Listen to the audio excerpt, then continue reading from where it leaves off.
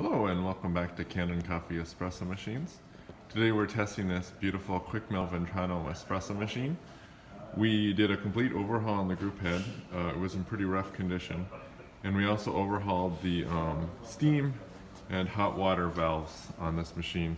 They were also pretty stiff and squeaky, and now they function very smoothly. So let's go ahead and test the machine.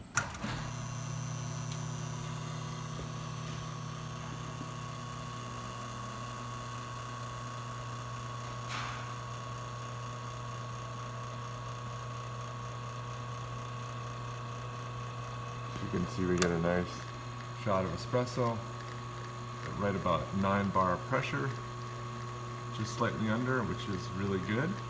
It's ideal. And you can see we get beautiful crema.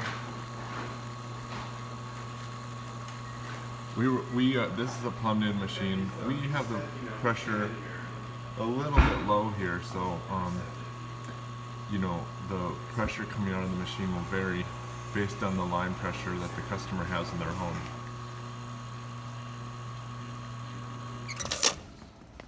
There's a nice shot of espresso.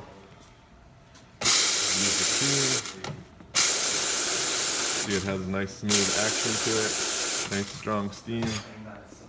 Same with the hot water. Nice smooth action. Not hard to turn at all. Also, one thing to note, people will often turn their steam knobs and their hot water knobs until they stop. But if you want quicker response time, you actually, so people keep turning. You only need to turn it until the water stops.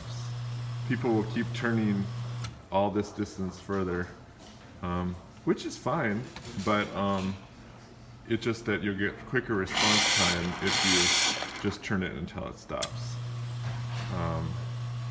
So that's just a little tip. Alright, thank you for repairing with Kanen Coffee. Please like our videos below, and if you'd like to see more videos like this, please subscribe to our channel. Thank you.